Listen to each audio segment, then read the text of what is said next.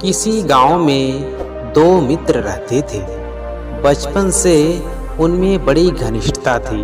उनमें से एक का नाम पाप बुद्धि और दूसरे का धर्म बुद्धि था। पाप बुद्धि पाप के काम करने में हिचकिचाता नहीं था। कोई भी ऐसा दिन नहीं जाता था जबकि वह कोई न कोई पाप न करे। यहाँ तक कि वह अपने सगे संबंधियों के साथ भी बुरा व्यवहार करने में नहीं चूकता था। दूसरा मित्र धर्म बुद्धि सदा अच्छे अच्छे काम किया करता था। वह अपने मित्रों की कठिनाइयों को दूर करने के लिए तन मन धन से पूरा प्रयत्न करता था। वह अपने चरित्र के कारण प्रसिद्ध था। धर्म बुद्धि को अपने बड़े परिवार का पालन पोषण करना पड़ता था।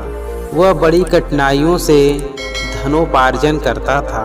एक दिन पाप बुद्धि ने धर्म बुद्धि के पास जाकर कहा, मित्र, तूने अब तक किसी दूसरे स्थानों की यात्रा नहीं की, इसलिए तुझे और किसी स्थान की भी जानकारी नहीं है। जब तेरे बेटे पोते उन स्थानों के बारे में तुमसे पूछेंगे तो तुम क्या जवाब दोगे?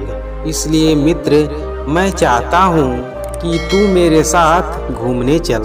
धर्म बुद्धि ठहरा निष्कपट। वह छल फरेब नहीं जानता था। उसने उसकी बात मान ली। ब्राह्मण से शुभ मुहूर्त निकलवाकर वे यात्रा पर चल पड़े। चलते चलते वे एक सुंदर नगरी में जाकर रहने लगे। पाप बुद्धि ने धर्म बुद्धि की सहायता से बहुत सारा धन कमाया। जब अच्छी कमाई हो गई तो वे अपने घर की ओर रवाना हुए। रास्ते में पाप बुद्धि मन ही मन सोचने लगा कि मैं इस धर्म बुद्धि को ठग कर इस सारे धन को हथिया लूं और धनवान बन जाऊं। इसका उपाय भी उसने खोज लिया।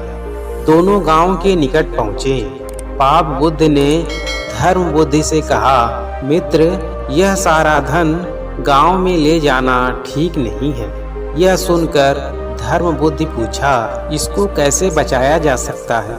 पाप बुद्धि ने कहा, सारा धन अगर गांव में ले गए तो इसे भाई बंटवा लेंगे और अगर पुलिस को खबर कर देगा तो जीना मुश्किल हो जाएगा। इसलिए इस धन में से आवश्यकता के अनुसार थोड़ा थोड़ा लेकर बाकी को किसी जंगल में गाड़ दो। जब जरूरत पड़ेगी तो आकर ले जाएंगे। यह सुनकर धर्म बुद्धि बहुत खुश हुआ।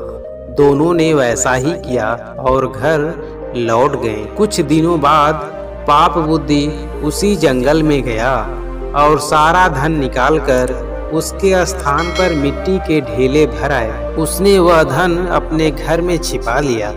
3-4 दिन बाद वह धर्म बुद्धि के पास जाकर बोला, मित्र, जो धन हम लाए थे वह सब खत्म हो चुका है। इसीलिए चलो जंगल में जाकर कुछ धन लेकर आए।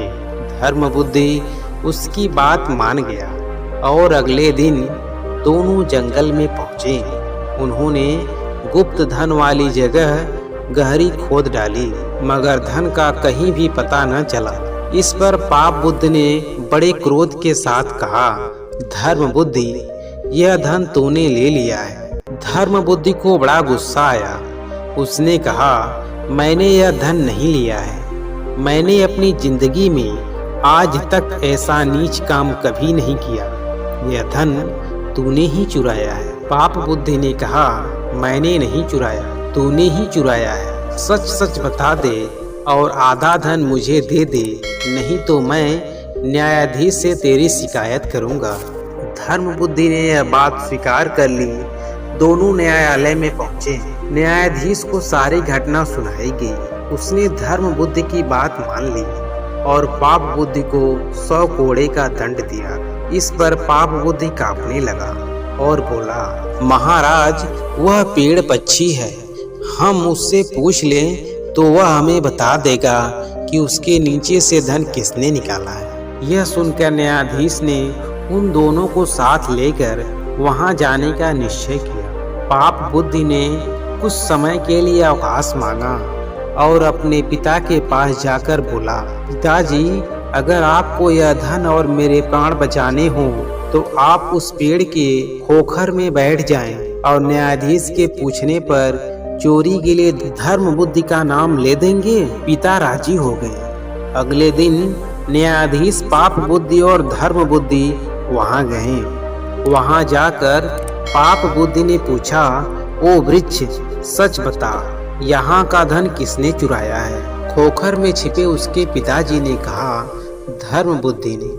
यह सुनकर न्यायाधीश धर्म बुद्धि को कठोर कारावास दंड देने के लिए तैयार हो गए। धर्म बुद्धि ने कहा, आप मुझे इस वृक्ष को आग लगाने की आज्ञा दे दें। बाद में जो उचित दंड होगा उसे मैं सहर्ष स्वीकार कर लूंगा। न्यायाधीश की आज्ञा पाकर धर्म बुद्धि ने उस पेड़ के चारों ओर और खोखर में मिट्टी के तेल के चीथड़े तथा उबले डालकर आग लगा दी। कुछ ही क्षणों में पाप बुद्धि का पिता चिल्लाया, अरे मैं मरा जा रहा हूँ, मुझे बचाओ। पिता के अधजले शरीर को बाहर निकाला गया तो सच्चाई का पता चल गया। इस पर पाप बुद्धि को मृत्यु दंड दिया गया। धर्म बुद्धि खुशी खुशी अपने घर लौट गया।